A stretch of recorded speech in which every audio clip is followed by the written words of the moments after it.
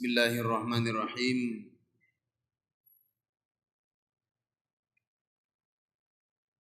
Assalamualaikum warahmatullahi wabarakatuh.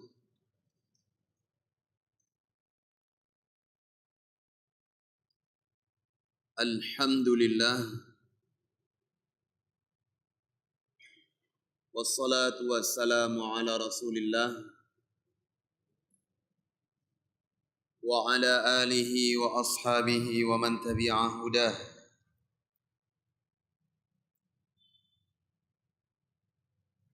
Ashhadu an la ilaha illallah wahdahu la syarika lah wa ashhadu anna Muhammadan abduhu wa rasuluh sallallahu alaihi wa ala alihi wa sahbihi wa sallama tasliman katsira.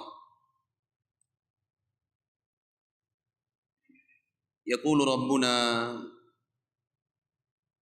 jalla wa ala fil Qur'anil Karim,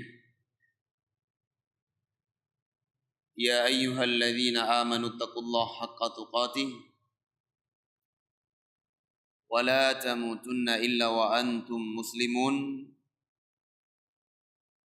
Amma ba'd.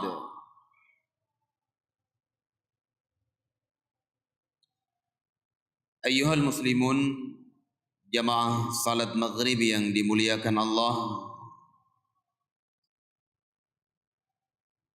Alhamdulillah, segala puji dan syukur selalu dan senantiasa kita panjatkan kepada Allah, Rabb yang telah memberi kepada kita nikmat. Dialah Allah subhanahu wa ta'ala yang telah menganugerahkan kepada kita waktu luang dan kesehatan, sehingga dengan itu semuanya alhamdulillah kita bisa menjalankan ibadah dan menghadiri majlis dari majlis-majlis ilmu.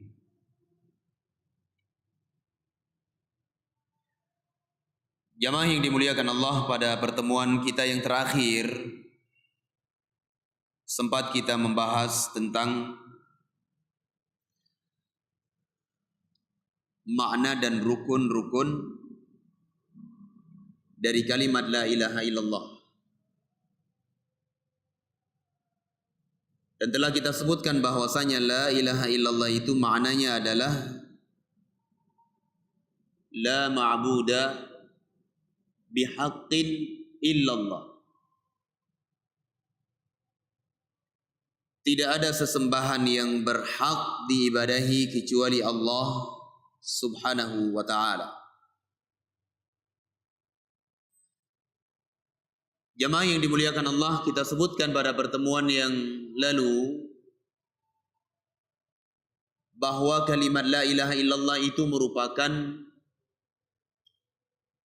kunci pembuka pintu surga. Dan tentunya sebagaimana disebutkan oleh Al-Imam Wahab bin Munabbih rahimahullahu ta'ala, bahwasanya tidak mungkin seorang hamba membuka pintu surga Allah Azza wa Jalla melainkan dia datang dengan membawa kunci yang ada giginya. Apabila seorang hamba membawa kunci yang ada giginya, maka niscaya pintu itu akan terbuka ketika dibuka. Namun sebaliknya, jemaah yang dimuliakan Allah, apabila seorang datang membawa kunci yang tidak memiliki gigi, maka pintu tersebut tidak akan terbuka. Tidak akan terbuka. Dan Al-Imam Wahab bin Munabbih rahimahullah ta'ala mengisyaratkan kepada gigi-gigi tersebut adalah, beliau isyaratkan pada syarat-syarat la ilaha illallah, yang insyaallah kita akan sebutkan satu persatu walaupun secara ringkas di malam yang mulia ini.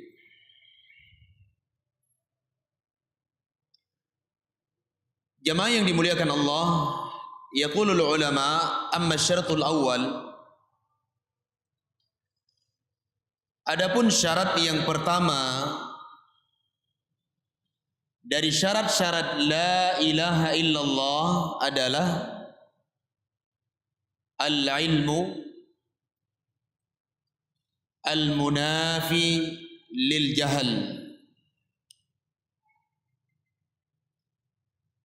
Harus adanya ilmu. Disyaratkan adanya ilmu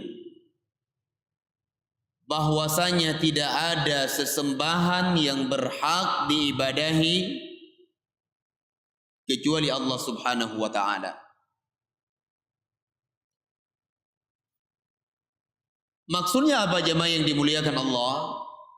Berkata para ulama, maksudnya adalah bidzali wa dzalika bi an ya'lama man qalaha annaha tanfi jami'a anwa'il ibadah an kulli ma siwallah wa yuthbitu dzalika lillahi wahdah.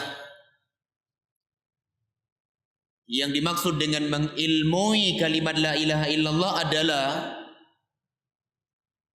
seorang yang mengucapkan kalimat la ilaha illallah itu, ia harus tahu, ia harus faham, ia harus mengerti bahwa kalimat la ilaha illallah itu menafikan segala bentuk peribadatan kepada selain Allah dan menetapkan ibadah satu-satunya hanya untuk Allah Tabaraka wa Ta'ala.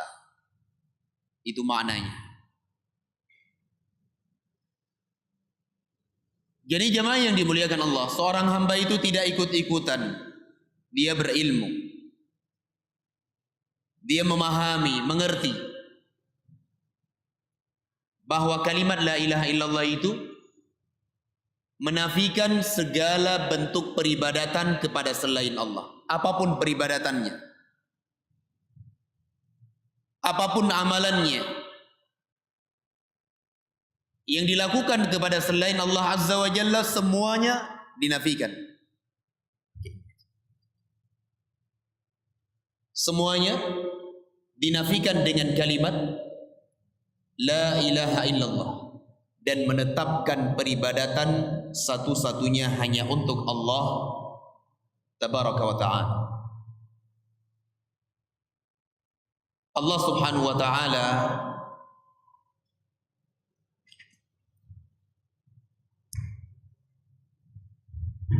berfirman di dalam sebuah ayat, Allah Azza wa Jalla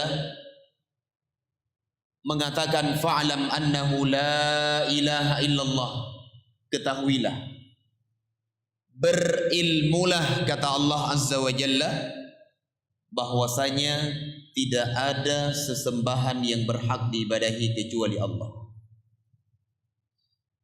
Ini dalilnya jemaah yang dimuliakan Allah. Datang dalam sebuah riwayat dikeluarkan oleh Al-Imam Muslim rahimahullahu taala dari sahabat Utsman ibnu Affan radhiyallahu anhu. Beliau sallallahu alaihi wasallam bersabda, "Man mata wa huwa ya'lam annahu la ilaha illallah dakhala al-jannah." Barang siapa meninggal dunia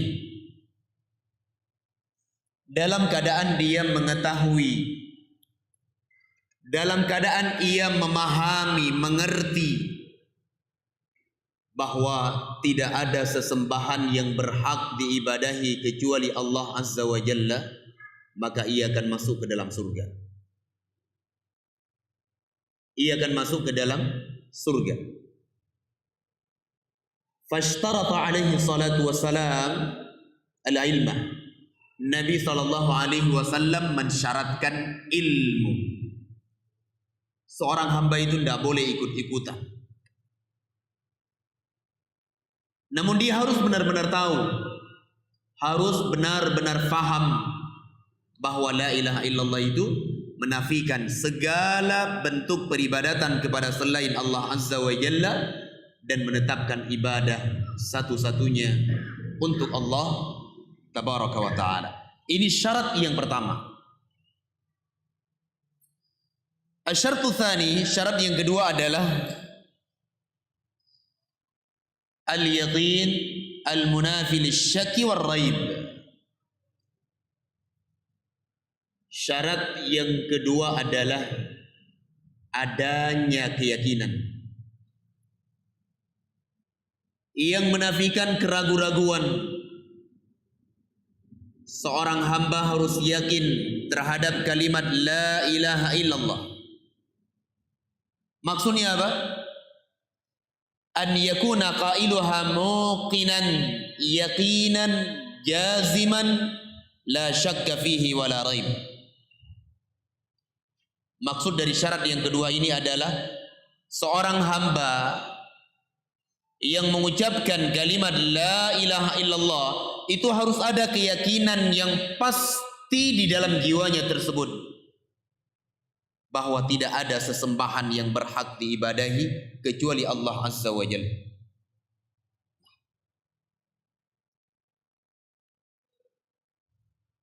Jemaah yang dimuliakan Allah, datang dalam sebuah hadis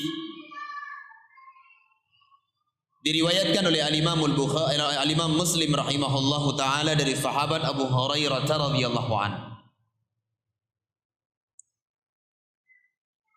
Nabi sallallahu alaihi wasallam bersabda, coba jemaah perhatikan, Rasul sallallahu alaihi wasallam mensyaratkan adanya keyakinan yang pasti yang menghilangkan segala bentuk keraguan. Beliau mengatakan, man laqita min wara'i hadzal ha'id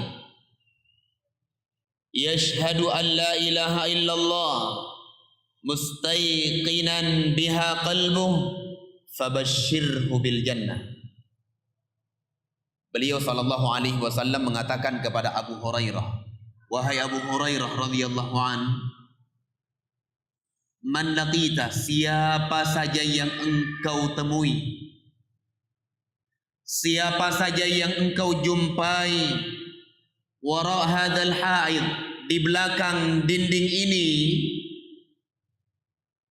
orang tersebut mempersaksikan bahwasanya tidak ada sesembahan yang berhak diibadahi kecuali Allah, dan itu muncul dari keyakinan jiwanya tanpa ada keraguan sedikit pun.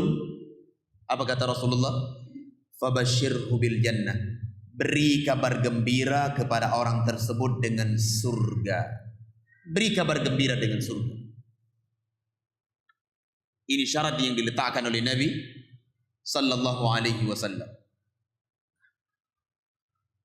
Tidak boleh ada sisi keraguan sedikit pun di dalam hati seorang hamba, tidak boleh. Namun harus ada keyakinan yang sempurna, keyakinan yang pasti bahwa tidak ada sesembahan yang berhak diibadahi kecuali Allah Azza wa Jalla. Baik jemaah yang dimuliakan Allah, ini syarat yang kedua. Asyartu tsalits, syarat yang keempat adalah al-ikhlas al-munafi lisyirki war riya. Harus adanya keikhlasan, di mana keikhlasan tersebut akan menafikan kesyirikan dan riya. Seseorang mengucapkan kalimat la ilaha illallah muncul dari keikhlasan di dalam jiwanya. Maknanya apa? Wadzalika innama yakunu bi tasfiyatil amali wa tanqiyatihi min jami'i syawaib adh-dhahirah wal khafiyah. Bagaimana seseorang ikhlas di dalam mengucapkan la ilaha illallah, ataupun kapan seorang hamba dikatakan ikhlas di dalam ucapannya la ilaha illallah? Kapan? Kata para ulama, tatkala ia memurnikan amalannya dan menyucikan amalannya dari berbagai kotoran-kotoran kesyirikan baik yang nampak maupun yang tersembunyi. Itu makna ikhlas. Ya. Saya ulangi jemaah yang dimuliakan Allah. Makna ikhlas di dalam ucapan la ilaha illallah, ataupun seseorang dikatakan ikhlas terhadap la ilaha illallah, adalah ketika seseorang memurnikan ataupun membersihkan, menyucikan amalannya itu dari berbagai kotoran-kotoran kesyirikan yang nampak maupun yang tidak nampak. Iya. Kenapa harus diikhlaskan? Karena memang agama ini milik Allah Subhanahu wa taala. Allah berfirman, "Ala lillahi dinul khalis." Ketahuilah, hanya milik Allah Subhanahu wa taala agama yang bersih, yang ikhlas.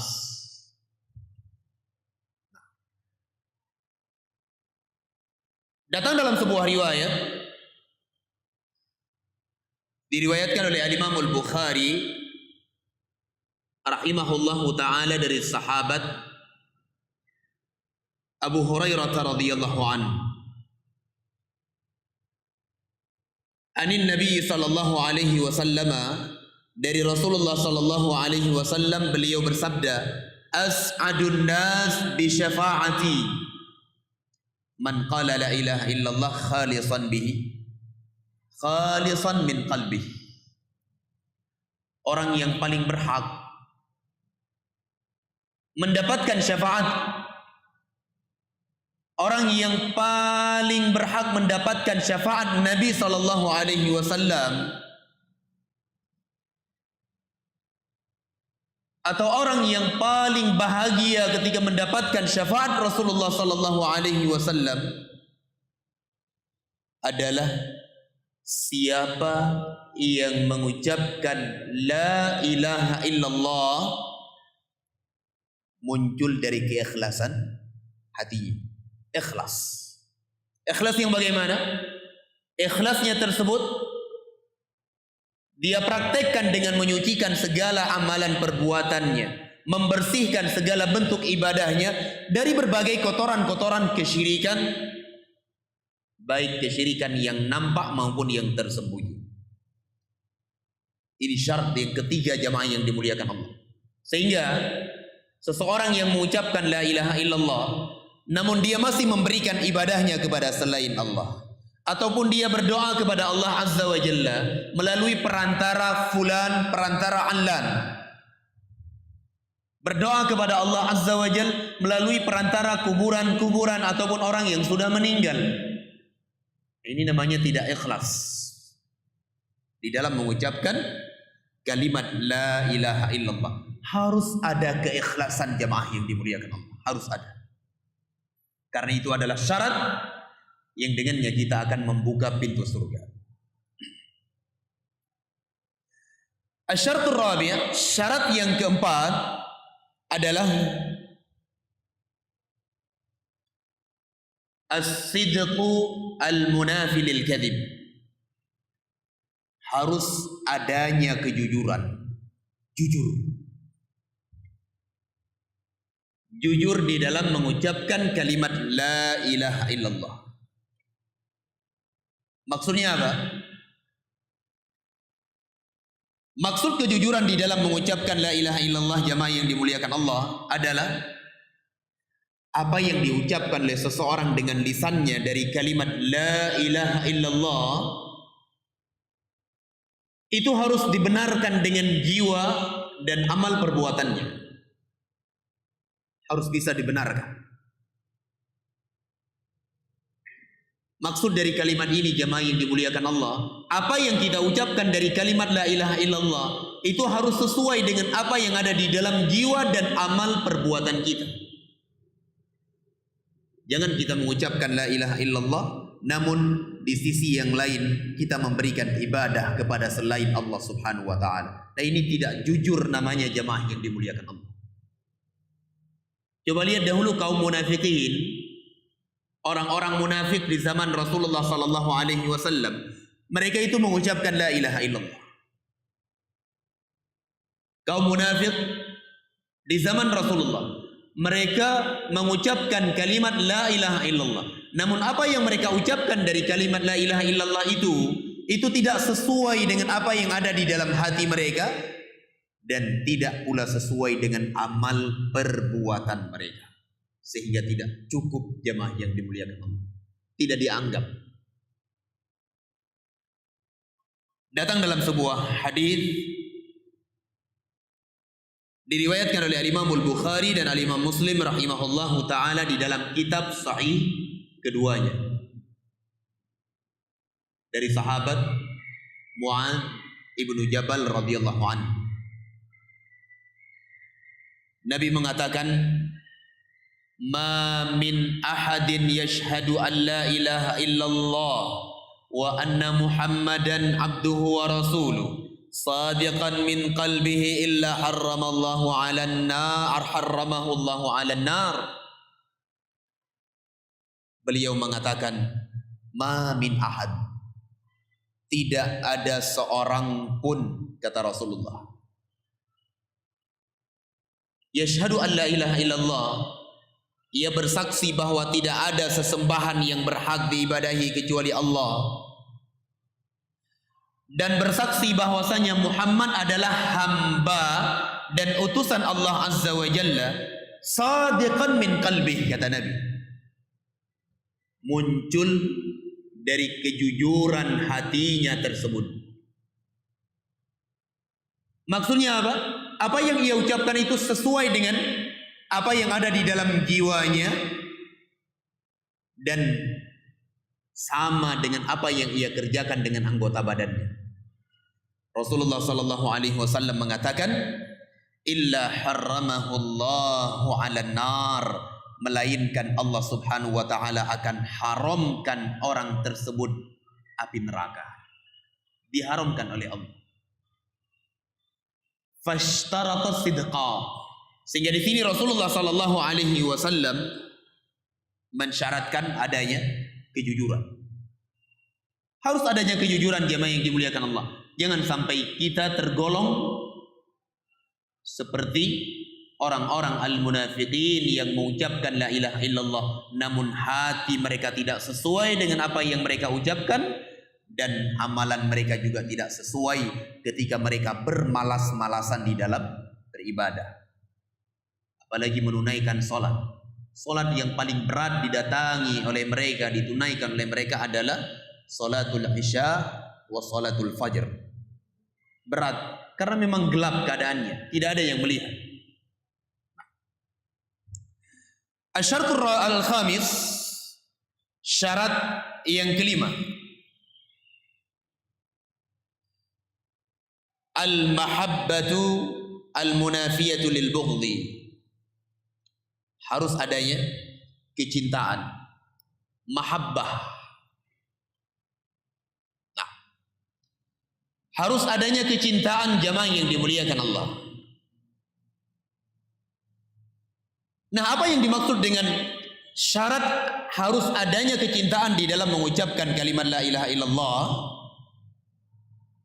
Dijelaskan oleh para ulama, maknanya adalah wadzalika bi an yuhibba qailuha Allah wa rasulahu wa dinal Islam wal muslimin al-qaimina bi awamirillahi al-waqifina 'inda hududih wa an yubghidha man khalafa la ilaha illallah.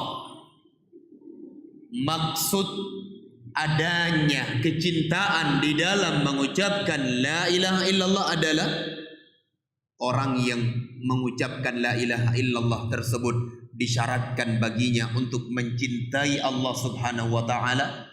Ini yang pertama. Kemudian ia harus mencintai Rasulullah sallallahu alaihi wasallam.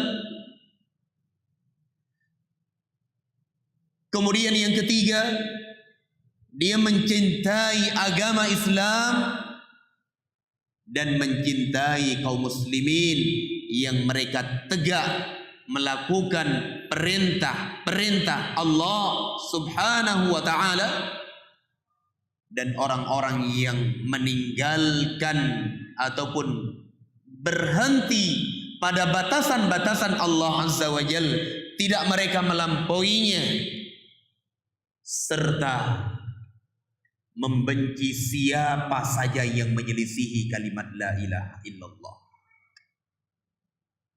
Saya ulangi, mungkin ada yang mau mencatat. Dijelaskan oleh para ulama, makna harus adanya syarat al-mahabbah di dalam mengucapkan la ilaha illallah adalah seseorang yang mengucapkan la ilaha illallah disyaratkan untuk mencintai Allah Azza wa Jalla. Ini pertama. Tentunya mencintai Allah itu bagaimana? Dengan menjalankan perintah Allah, menjauhi larangannya, mengikuti Nabi SAW. Maknanya luas.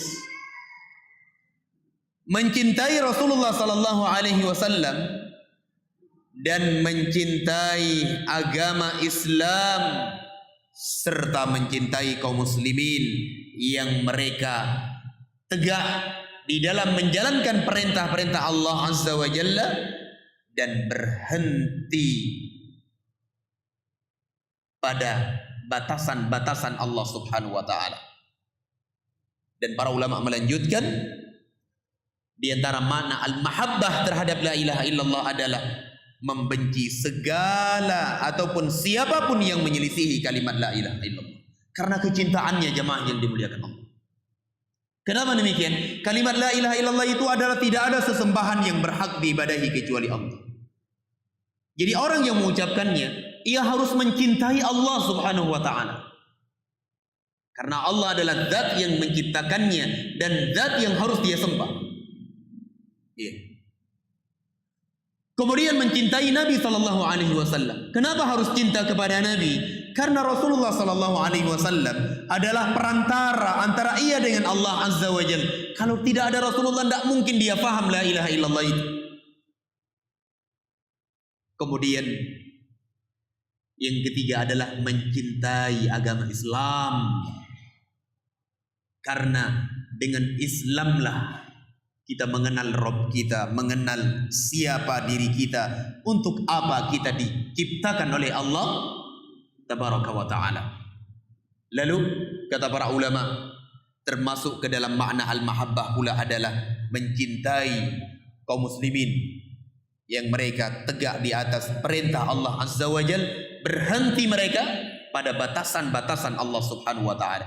Dan yang lebih penting lagi, kata para ulama adalah, yang tidak kalah pentingnya adalah membenci siapa saja yang menyelisihi kalimat la ilaha illallah itu. Karena kecintaannya terhadap la ilaha illallah, bahwa tidak ada sesembahan yang berhak diibadahi kecuali Allah Subhanahu wa ta'ala. Baik jemaah yang dimuliakan Allah, itu syarat yang kelima. Wa syartus sadis, kemudian syarat yang keenam adalah al-qabul al-munafi lirraddi, menerima dengan sebenar-benar penerimaan. Maksudnya apa? Dijelaskan oleh para ulama, maksudnya adalah fala budda min qabuli hadhil kalimati qabulan haqqa bil qalbi wal lisan.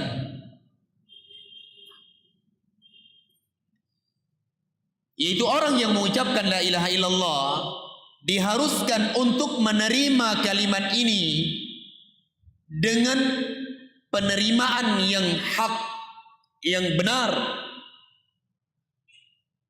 bil qalbi wal lisan, baik menerima dengan hatinya atau menerima dengan lisannya tersebut. Harus ada penerimaan. Orang menerima la ilaha illallah dengan hati saja tidak cukup, jemaah yang dimuliakan Allah. Harus diucapkan dengan lisan. Jemaah yang dimuliakan Allah, Allah ataupun Rasulullah sallallahu alaihi wasallam sebutkan di dalam hadisnya tentang kisah Abu Talib, paman beliau sallallahu alaihi wasallam. Abu Talib, dia tahu Islam itu adalah agama yang benar. Dia faham adalah agama Muhammad adalah agama yang baik. Namun ketika dia tidak menerima dengan ucapannya jamaah yang dimuliakan Allah, apa yang terjadi? Kekal selama-lamanya di dalam neraka. Sebutkan di dalam sebuah riwayat, ada sebuah bait syair yang dinisbatkan kepada Abu Talib. Ia mengatakan, laqad alimtu anna dina Muhammadin min ahsanil adyanil bariyatil ula. Sungguh saya sangat mengerti dan tahu, yakin seyakin-yakinnya bahwa agama Muhammad itu adalah agama yang paling baik, agama yang benar. Walaulal malama, kalau bukan kaumku mencemoohku, kalau bukan karena kaumku mencelaku, mencaciku, lawajadtani samhan bidzaka mubina. Niscaya engkau wahai Muhammad akan mendapatiku tunduk, menerima agama tersebut dengan jelas. Namun jemaah yang dimuliakan Allah, akhir dari kehidupan Abu Thalib apa? Mati di atas agama Abdul Muttalib. Mati di atas kemusyrikannya. Kenapa? Karena dia menerima la ilaha illallah dengan hati, namun tidak dengan lisannya. Dan ini tidak cukup jemaah yang dimuliakan Allah. Yang namanya keimanan itu kata para ulama, qaulun bil lisan, mengucapkan dengan lisan, wa i'tiqadun bil janan, meyakini di dalam hati, wa amalun bil jawarih, beramal dengan anggota badan. Yazidu bit ta'ah, bertambah keimanan itu dengan ketaatan-ketaatan, wa yanqusu bil ma'siyah, dan berkurang dengan maksiat.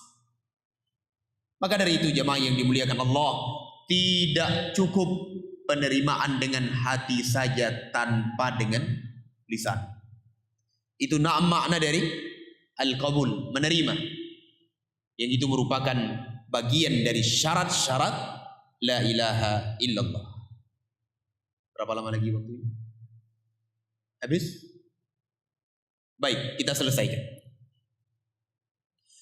Asyaratus sabi', syarat yang kelima dari syarat-syarat la ilaha illallah adalah al-inqiyadul munafi lit-tarki.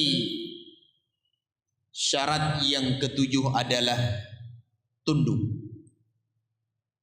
Tunduk terhadap kalimat la ilaha illallah.